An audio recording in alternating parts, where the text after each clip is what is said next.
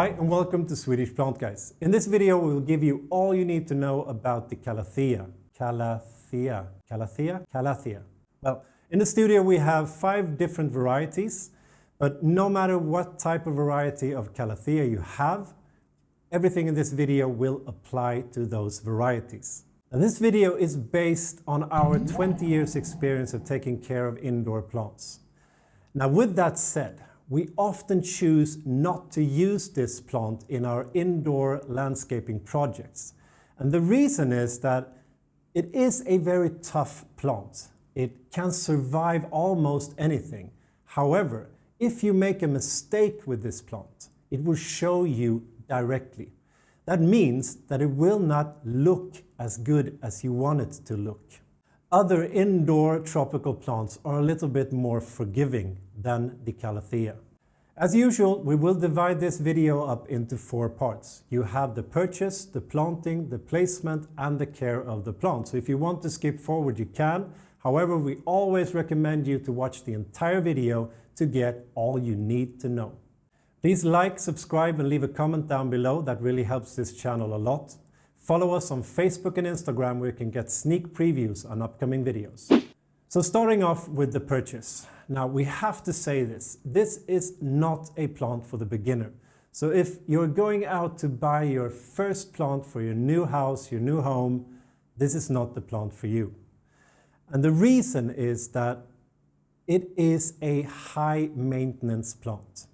If you make any type of mistake, it will show it directly and it will have a plant that is not looking as it's thriving. The Calathea is native to the rainforests of Brazil. Now that has a big part in how to care for this plant, so we will get back to that later on. Now the common name for this plant is the living plant, or sometimes even the prayer plant. Now prayer plants are more specifically marantas. However, the Calatheas are a member of the Marantaceae family, so the prayer plant could also apply to this. But the living plant and the prayer plant is referring to all of these moving their leaves according to the circadian rhythm. Now the circadian rhythm is the 24-hour of light and heat during the day and night. So they actually move the leaves according to the light and temperature. So at nighttime, they have the leaves almost standing straight up like this. But during the day, they move the leaves down like this. And then they move it up again. Now they do that by increasing and decreasing the pressure on the nodes of the leaves here. So they can move it up and down. Now, it's important to know that when you buy this plant, because if you buy it in the morning or if you buy it in the evening, the leaves can have different positions. And that is just natural. Like I said in the beginning, there are a ton of different varieties of Calatheas. I have 5 different here in the studio. So we go through which types these are, but just choose the one that fits you personally, which one you think is the most beautiful, or just mix them up, because that is also a perfect thing in your living room or in your house. Now the first one we have here is the Calathea macoiana, and that is this one here. It's also called the peacock plant, which has this very roundish leaves on it, and the backs of the leaves are also a little bit purple as well. Very, very nice looking. And then we have the Calathea rufibarba, which I have here, which also have a little bit of that purple on the backs of the leaves. This one is actually called the Whitestar. And that is, of course, because the leaves have these very wavy edges on them. Then we have the Calathea lancifolia, which is this one here, also called the rattlesnake Calathea. And it's very much like the rufibarba here, but it also have these added patterns on the leaves as well. So it looks a little bit different. Then we have the Calathea ornata, also called the Pinstripe Calathea. which have these really, really nice stripes on the leaves that are white or also a little bit purple as well. And that some of them have a lot of purple, some of them have a lot of the white. So it's really, really nice to look at. And they also have this dark purple-ish undersides of the leaves. So depending on if it's night or day, you will see more or less of the purple of these plants. The last one we have here is the Calathea mosaica, also called the network. And that is of course referring to the leaves here, where you have this really, really nice network of dark versus light green on the leaves. Now this Calathea is not purple on the backside of the leaves. So you have a ton of different varieties of color and variations of color on the undersides of the leaves, on the upper sides of the leaves, and also all different types of forms of the leaves. You have round, you have long as well. So the Calathea is a big, big family with a lot of different types. Now, when you go out to buy your first Calathea, I recommend you to knock off the pot of the Calathea and look at the roots. So you do that very, very carefully so that you don't hurt the plant and so that the shop will not get mad at you as well. But you can grab a hold of the plant like this, just very, very carefully. Just push the pot a little bit on the sides so you can feel that it's actually letting go of the soil, and then you can take it out of the container. Now the roots should look something like this. They should be white, but older roots can also be a little bit duller in color. And if we look at the underside here, we can also see the rhizomes, because the Calathea actually grows and propagates through what we call rhizomes, or underground stems. And that is what you can see here in these thicker parts of the roots. So when it propagates, it grows out new rhizomes, and it gets wider and wider. Now, a lot of the Calatheas actually never gets to be very tall. This is a very tall Calathea, and it will probably only get a little bit taller. However, they will get really, really wide. So you have to know that when you're buying this plant, that it will not get tall, but it will get really, really wide over time. In the shop, also take a look at the leaves. They should not have any black spots on them. No brown edges, no brown tips, no yellow leaves, no yellow stems. You want this plant to look perfect when you buy it. Because if you see any type of problem on it, then that could only get worse when you get it home. So make sure that it looks flawless when you buy it. And also choose if you have, let's say, 10 different types of 10 different rattlesnakes in the shop, choose the one that has the most amount of starters or the most amount of leaves coming out of the soil, so that it is as thick as possible when you buy it. That will also give you the advantage of a healthy and strong plant. Another thing to look for on the leaves is that take a look on the back side of the leaves. And what you're looking for are what looks like small spider webs. Those are actually spider mites. They are pests. And they very often attack the Calathea. So take a look on the underside of the leaves. Make sure that there are no evidence of spider mites on your plant when you take it home. Now the Calathea does flower, but it rarely flowers indoors. So you never buy this for the flowers. But it could happen, and there are varieties that actually will flower, like the Calathea crocata, that actually flowers even indoors. But we buy this plant mainly for the very vibrant colors and the different shapes of the leaves. So when you buy this plant and it's time to take it home, make sure that it's not cold outside.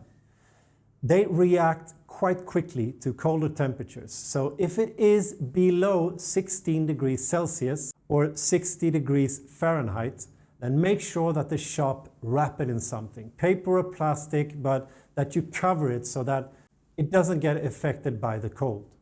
So moving on to planting. When you get this plant to your house or apartment, we recommend you to wait for a repot at least 1 year. Now, if you have a plant that is really bulging, you can see that it has a lot of roots, then maybe you can repot. But otherwise, if it looks something like this, you have a lot of roots, but not in the entire pot, then wait for it. Now, the reason for that is that a lot of things has been happening in the small lifespan of these small plants. It has been moved from the growers to the shop, then moved again from the shop to your home. Now, we wait for the repot so that it can adjust itself to the new environment. And by doing that, you're actually helping it to become stronger and giving it the opportunity to start growing in your house. So when should you repot? Well, we recommend at least every 2 years, maybe every 3 years, depending on the size of a pot and depending on how large you want your Calathea to be. Because if you put this in a very wide pot, those small rhizomes will start to shoot out and it will get wider and wider. So, and most of us don't have a ton of room in our homes. So if you want to keep it a little bit smaller for a little bit longer, then we recommend you to, every time you repot, just move up 1 or 2 sizes in the pot, and then you wait 2 years, and then you move up again. Now, you could put this in a larger pot directly. However, it is our experience, if you do that, what can happen is all of that soil can absorb a little bit too much water and hold that water for a very long period of time, which could damage the roots. But I know also that it can work. So if you want it to grow and just be wide, then you place it in a big, wide pot. When we repot, we can use any type of normal standard planting soil, but it has a tendency to absorb and hold too much water. So what we recommend you to do is to mix up that standard planting soil with either pumice or perlite, whatever you can get a hold of. A mixture of 80% of soil and 20% of perlite or pumice is perfect for this plant, because then you get that good drainage. Because it drinks a lot of water, but it does not like to stand in water. So you need good drainage that takes away all of that excess water. It also works fine to plant your Calathea in pumice. Now, what we call pure pumice. We have a video, all you need to know about pumice. We'll put a link to that up there if you want to know more. It works perfectly with the Calatheas. Just make sure that the pumice you use, you mix it up with something that has a good cation exchange capacity, CEC. Because this is a plant that needs quite a lot of nutrients. And if you don't have the capacity to hold that nutrients inside of that pumice, you can get problems. So mix it up with, for instance, vermiculite or with clay, and you will have that cation exchange capacity and it will work perfectly. Another way to plant this is in a self-watering system, and that works perfectly. That might even be the best way to plant a Calathea, because that means that you will have access to water all the time, but not too much water, because all of the excess water will go down into the water reservoir. Now, we have a video showing you how to create your own self-watering systems. You can go and watch that as well. That works perfectly for the Calathea. Now, moving on to the placement of your Calathea. This plant likes to live in an environment where it has at least 22 to 24 degrees Celsius or 72 to 75 degrees Fahrenheit. If you go below that, you could get problems. If you go above that, you could also get problems. So if you are around those temperatures, it will thrive and it will like it. So where should you put your Calathea in your home? Well, we found that the perfect direction here in the northern hemisphere is to put it in a northern facing window, because this plant wants to have medium to bright indirect sunlight. As soon as direct sunlight hits the leaves on this plant, you can get problems. So a northern facing window means that you will get light but never direct sunlight. You can also place it in an eastern or western facing window as well, but make sure that the direct sunlight doesn't hit it too long during the day. If it does, move it in to the room a little bit, or make sure that it's standing, let's say, behind a curtain or something that takes away that direct sunlight. If you only have a southern facing window in your home, make sure to move your Calathea into the room so it gets light but no direct sunlight. Now also concerning light, the more light you give this plant, not direct sunlight but indirect sunlight, the more it will grow. So if you want it to stay a little bit smaller, then move it a little bit deeper into the room. It still needs light, but if you give it a little bit less light, it will not grow as fast. Now, one of maybe the most important things concerning Calatheas is humidity. As I said in the beginning, this is native to the rainforest of Brazil, where it has a lot of humidity. So you need to have at least 40% of humidity in your home for this plant to thrive. It actually likes it if it is 50% or higher. But here in the southern parts of Sweden, that is actually quite hard to get. But if you know that your home gets really dry, let's say in wintertime, as we can have here in Sweden, if it goes below 40%, we can have even below 30% here in Sweden. If it goes below those 40%, you will get problems. So you could get problems with this. What happens is that the leaves will start to show directly. You will get brown tips of the leaves. You can get brown edges of the entire leaf as well. And they can also start to curl.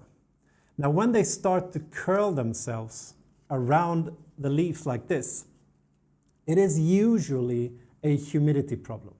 If you see that, if you get brown anywhere on the leaves, on the edges or the tips, or if it starts to curl like that, make sure to raise the humidity in your room. Now, there are many different ways you can do that. The most expensive way is to buy a humidifier that raises the humidity in the entire room. Now, if you cannot afford a humidifier, or if you don't want to spend that money, then what you can do is actually, one way is to bundle the plants together in wintertime. If you put them close together like this, in one area of the room, they will actually help each other to raise the humidity around themselves. However, if you get pests or any other problems, that can also mean that you get them on all of your plants. Just know that as well. But that raises the humidity around them. Another way is actually to take a larger saucer, just a couple of centimeters high, put some gravel or stones or anything on that saucer. Then you place your Calathea on the saucer and you add water to that saucer. You do not want the Calathea to have access to that water. What you want is for that water around the plant to evaporate and thereby increasing the humidity around your plant. It's a very, very simple way that works. Another thing that can create problems for you are windows in wintertime. If you know that you have windows that get quite cold, or if you know that you have windows that has a draft, or if you open the windows during wintertime, make sure to move your Calatheas to another spot during winter, because they will get damaged directly if the temperature goes below or if it gets that cold draft. So move them somewhere else in the wintertime. Another thing to avoid is, of course, those really, really hot and dry radiators. So if you have it standing on a windowsill and you have a radiator underneath that you know gets really hot in the winter, that can also be a problem here. So make sure that you cover the plant with something so that it doesn't get that direct warmth from underneath, or you move it to somewhere else where it's not in the direct way of that warm heat. Otherwise, the leaves will get damaged directly. So moving on to the care of the plant. As I said in the beginning, this is a high maintenance plant, but there are a lot of things you can do to try and make it easier for you. One thing is concerning the amount of water you give this plant.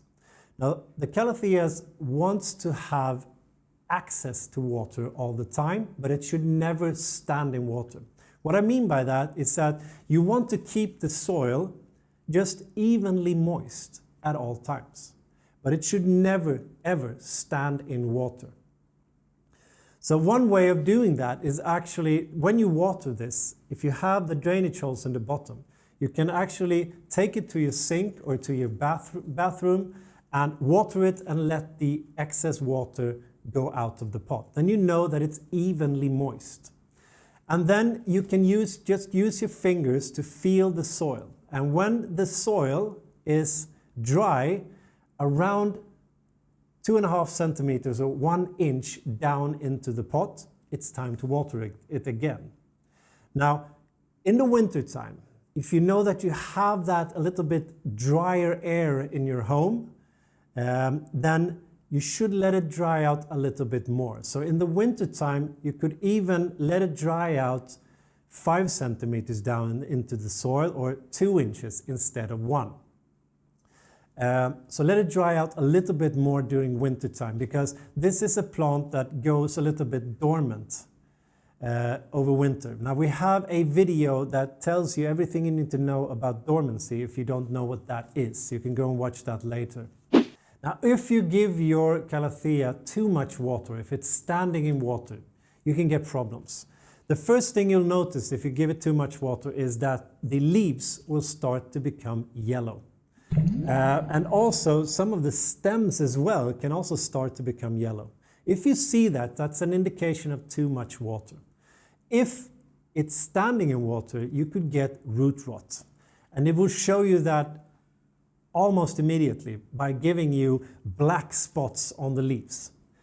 Oftentimes it's into the leaves. It's not the edges of the leaves, it's actually in the middle of the leaves. It would just appear to be round black spots on the leaves. That is an indication of root rot. If you get root rot, then you repot your plant and you make sure to take away those affected roots. You can see those roots because they smell bad. They are almost black. Just take them away, leave the uninjured roots and repot your plant. And you could actually save the plant from that. But if you get yellow leaves, it's an indication of too much water. If you give it not enough water, what happens then? Well, the first thing that can happen is that the plant starts to wilter a little bit. It starts to hang like this. And as I said in the beginning, these plants actually move their leaves during the day. But if you notice that in the evenings, it's not moving the leaves upward like this. They're still hanging down like this. That is an indication that you haven't given your Calathea enough water. So start watering it a little bit more frequently not more water, just more frequently to keep it evenly moist. Another thing that can happen, and will happen quite quickly, is that you will get brown tips of the leaves and or brown edges. And this is the reason why this plant is high maintenance, because if you make a mistake, it will show it directly. And when it does, it usually happens a lot. So if you give it a little bit too much water, a lot of the leaves start to get yellow. If you're not watering it enough, a lot of the leaves will get brown tips, brown edges, and it will just look bad. And those brown tips and edges will never go back to being green again. So you have a Calathea that just looks bad. That's why it's high maintenance. You need to make sure that it gets exactly what it wants, then it thrives, it grows fast, and it looks good. But if you make a mistake, then you pay for it. Now, one thing you can do if you get those brown tips or brown edges, if you've made a mistake and some of the leaves just looks bad, you can cut away the entire leaf if you want to, if you still have a full big plant, or you can trim the leaves. Just use a sharp scissor, make sure that it's clean so that you're not transferring any bacteria to the leaf, but then you can just trim the edges and trim off that brown.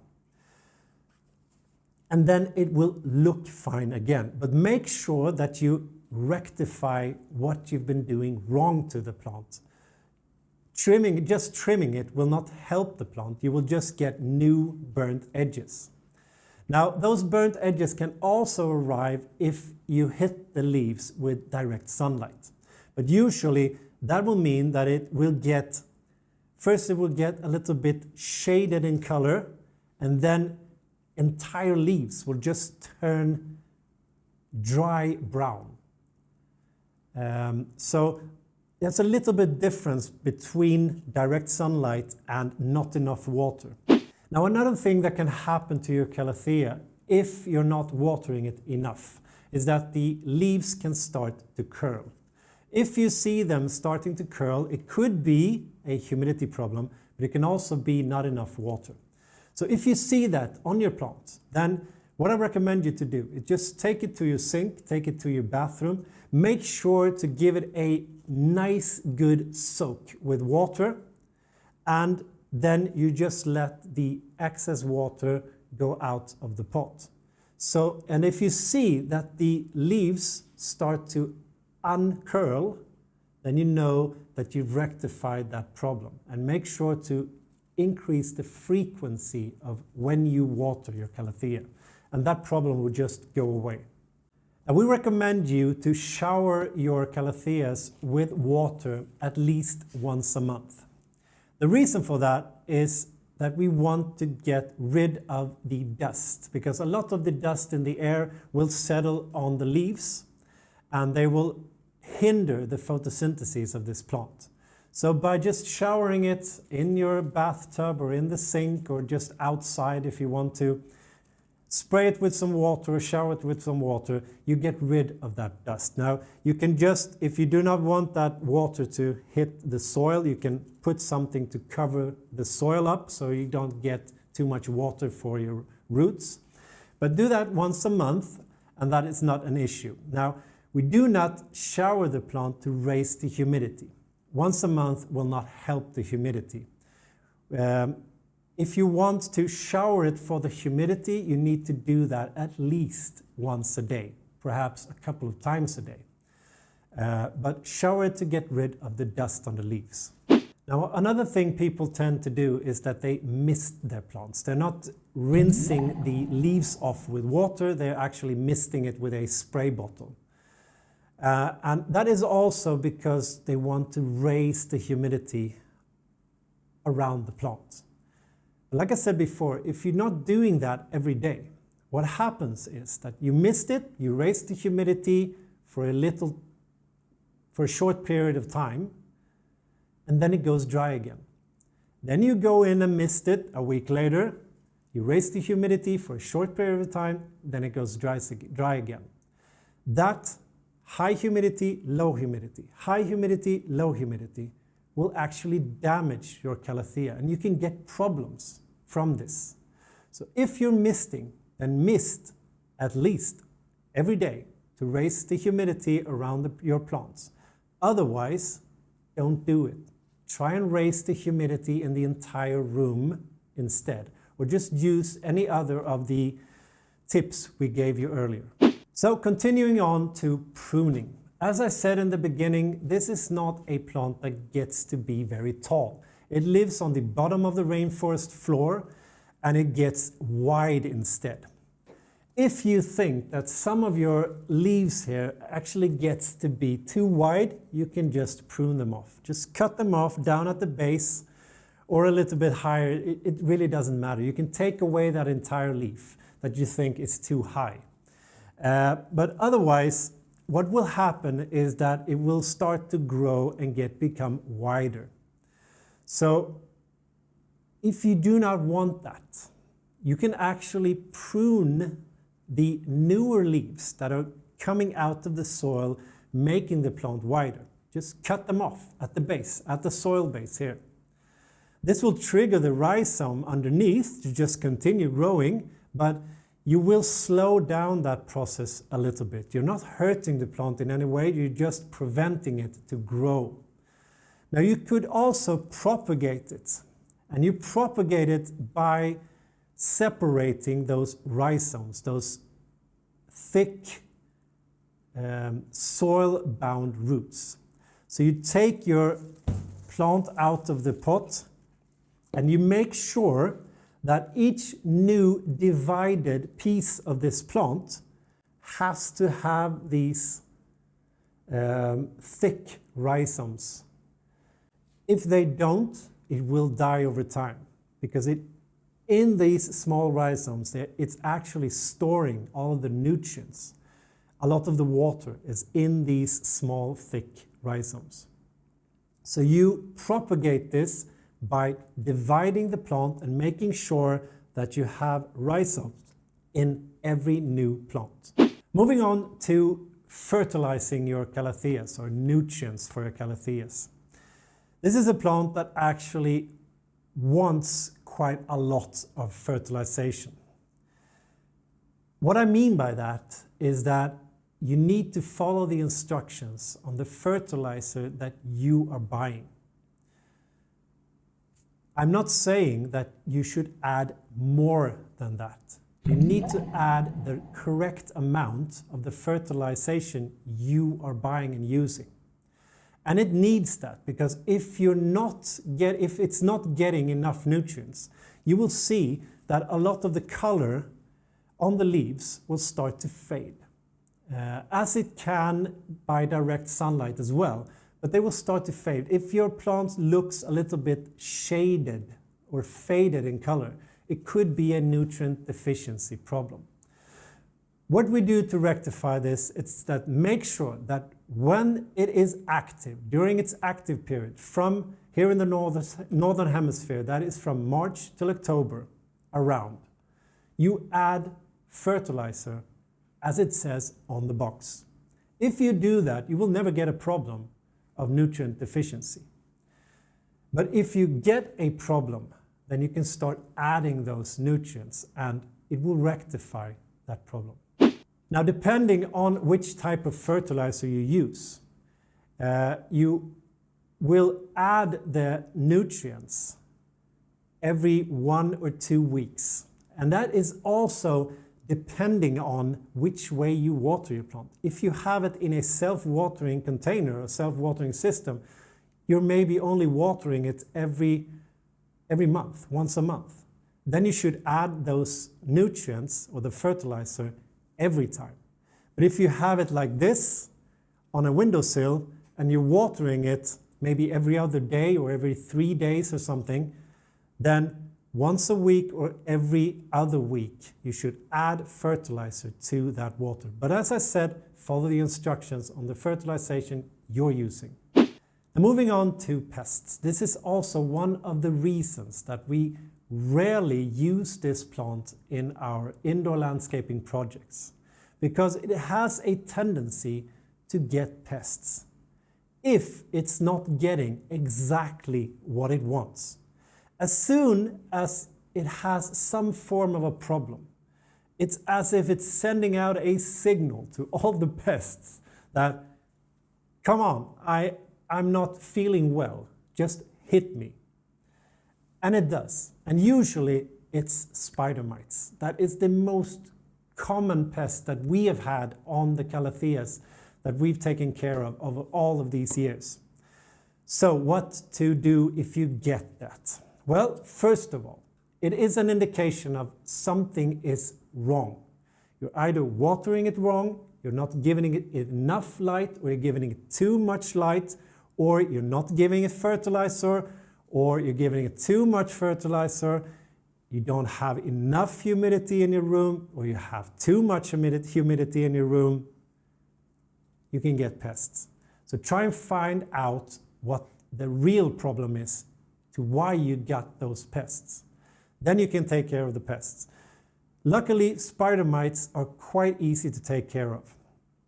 You could go out and buy a pesticide and just follow the instructions. Usually, you spray the plant with some form of chemical 2 or 3 times during around a week.